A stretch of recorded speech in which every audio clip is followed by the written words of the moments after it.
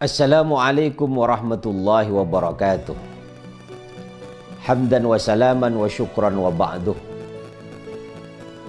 Episode kali ini saya akan melanjutkan kisah dari Nabi Ibrahim alaihissalam. Kita tahu bahwa Nabi Ibrahim setelah memperistri Siti Sarah sekian lama, Nabi Ibrahim tidak mempunyai keturunan.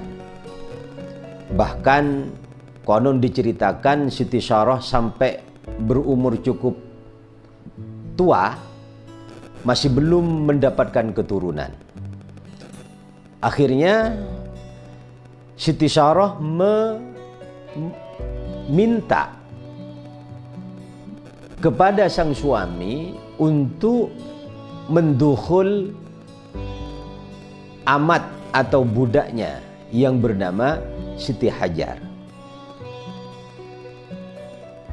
Atas permintaan sang istri, karena zaman dulu amat atau budak itu halal bagi sayyidnya, maka Nabi Ibrahim memenuhi permintaan sang istri. Maka Siti Hajar akhirnya beberapa lama kemudian hamil. Ketika sudah menginjak beberapa bulan sebelum bayi itu lahir, Siti Hajar mendapatkan ilham bahwa nanti anak yang akan lahir ini berjenis laki-laki. Maka berilah nama Ismail. Dan ternyata betul, ketika Nabi Ismail atau Ismail kecil ini lahir, Siti Hajar memberi namanya sesuai dengan ilhamnya yang didapatkan dari Allah. Tetapi pada kondisi yang lain, istri dari Nabi Ibrahim ini, yaitu Siti Sarah, muncul sifat kewanitaannya, yaitu apa? Cemburu. Karena dirinya tidak punya keturunan, sementara budaknya, amatnya, Siti Hajar ini mendapatkan keturunan anak laki-laki. Lah muncullah sifat cemburu. Karena cemburu, maka Siti Sarah meminta suaminya untuk membawa pindah. Mungkin dalam bahasa kasarnya ya mengusirlah begitu. Meminta Ibrahim untuk membawa pergi Hajar dan Ismail kecil. Lalu Nabi Ibrahim memenuhi permintaan Siti Sarah dan membawa istrinya, yaitu Hajar dan Ismail, itu hijrah atau pergi, dan tujuan kepergian Nabi Ibrahim sesuai dengan perintah Allah adalah ke Makkah. Inilah yang di dalam ayat disampaikan, inna awwala baiti wudi'a lin-nasi lalladzi bi Bakkata mubarakan wa hudan lil alamin. Ini awal sejarah Nabi Ibrahim pada akhirnya nanti membangun kota Mekah yang di dalamnya ada Baitullah, membangun Baitullah bersama-sama, berdua. Karena konon Ka'bah itu jauh sebelum Nabi Ibrahim sudah ada, tetapi karena terkena banjir bandangnya Nabi Nuh, akhirnya tenggelam, lalu hanya yang muncul gundukan semacam gundukan tanah. Inilah yang dinamakan Al-Bait. Hadirin rahimakumullah, sebangsa dan setanah air yang dimuliakan oleh Allah.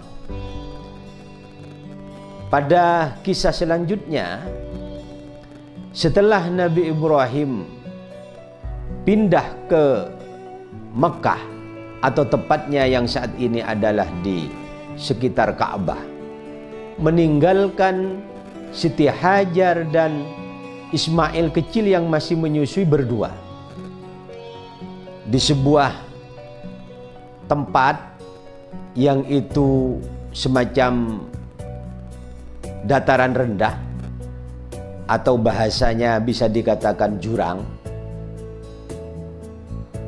karena tempat di situ itu atau di sekitar Ka'bah itu dulu itu masih gundukan bukit, lalu di bawahnya ini ada bahasanya nanti biwadin ghairi dzi zar'in, yang tidak ada apa-apa, tandus.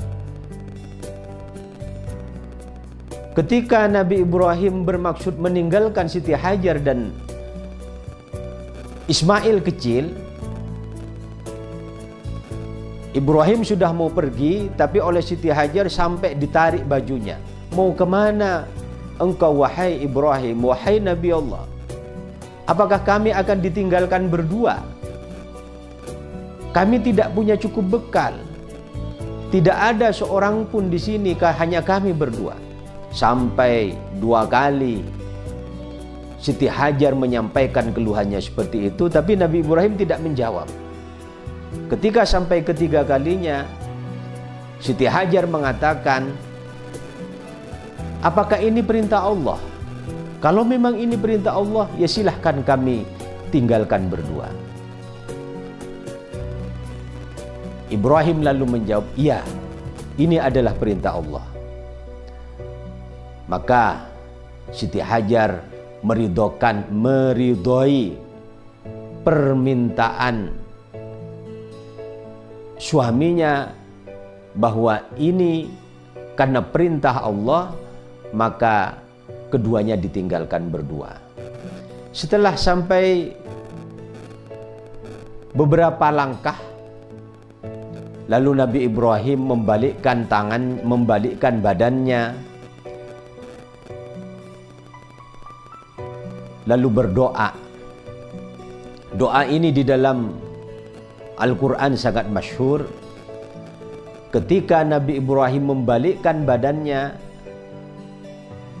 di mana di situ ada Siti Hajar dan Ismail kecil yang ditinggalkan berdua, lalu Ibrahim menengadahkan kedua tangannya, Rabbana inni askantu min dzurriyyati biwadin ghairi dzi zar'in inda baitikal muharram Rabbana liyuqimus sholata faj'al af'idatan minan nasi tahwi ilaihim warzuqhum minats thamarati la'allahum yashkurun.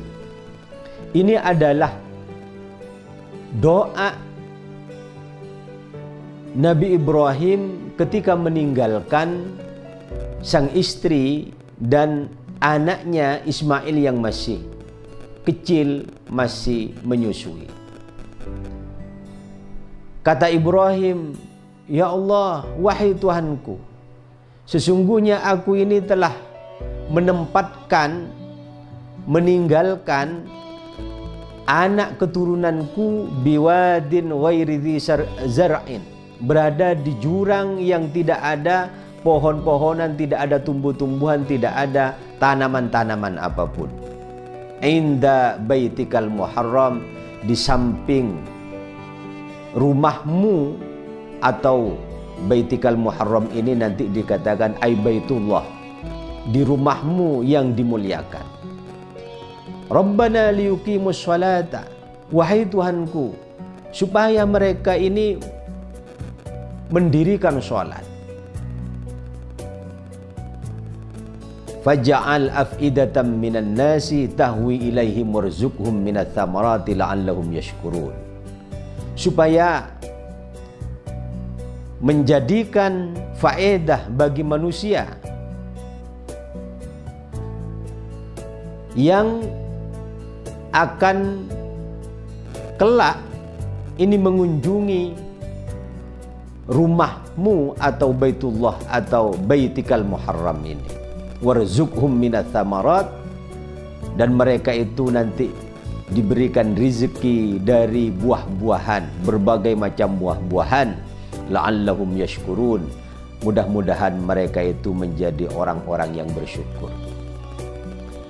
Hadirin sebangsa setanah air yang dimuliakan oleh Allah, dari sekelumit kisah Ibrahim pada episode kali ini, apa yang bisa kita ambil hikmah? Yang bisa kita ambil hikmah dari sekelumit cerita ini,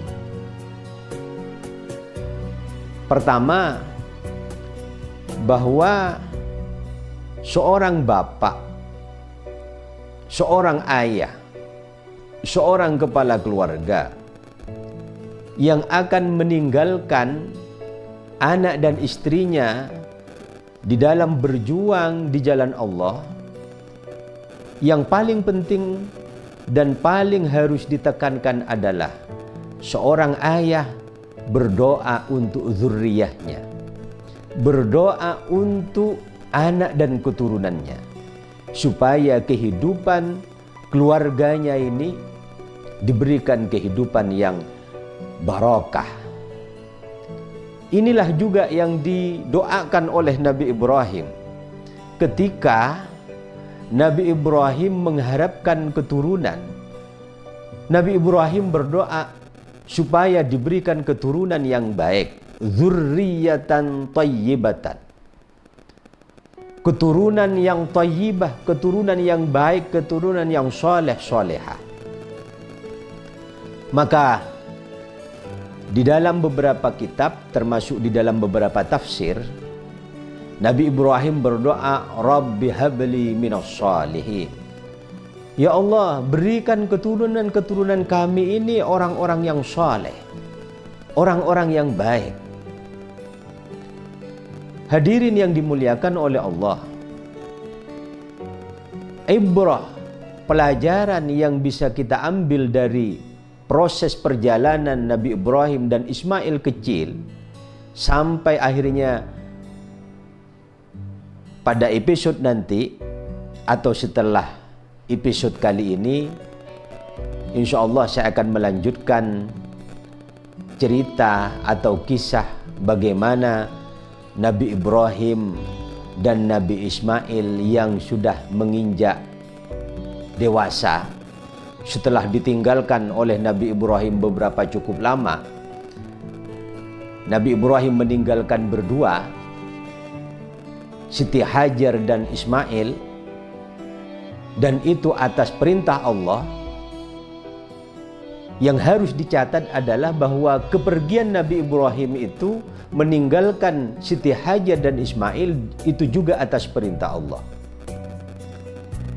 Sehingga di dalam sejarah nanti ketika Nabi Ibrahim meninggalkan sang anak dan anak sudah cukup berumur, lalu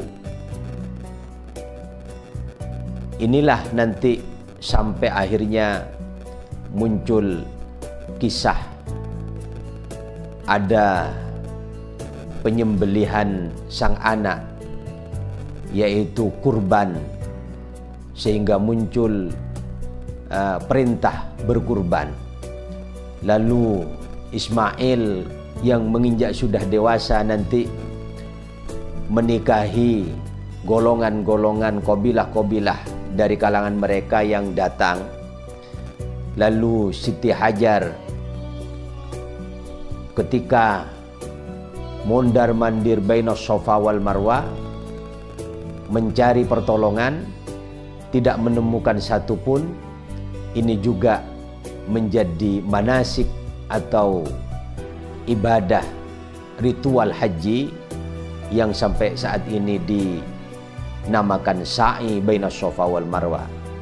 Dan masih beberapa banyak lagi kisah-kisah yang insya Allah setelah episode kali ini saya akan menyampaikan lebih detail, karena sebagaimana yang saya sampaikan sebelumnya, khusus untuk episode atau bagian kisah Nabi Ibrahim ini saya akan menceritakan cukup detail, bahkan dibagi ke beberapa bagian supaya kita semua, pemirsa di rumah, saudara yang dimuliakan oleh Allah dimanapun berada, bisa mengambil ibrah, mengambil pelajaran, mengambil hikmah dari cerita-cerita para nabi-nabi Allah sebagaimana di dalam kitab Qisasul Anbiya yang ditulis oleh Imam Ibnu Katsir.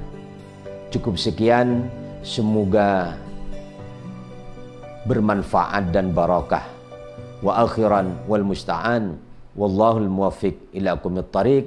Wassalamu alaikum warahmatullahi wabarakatuh.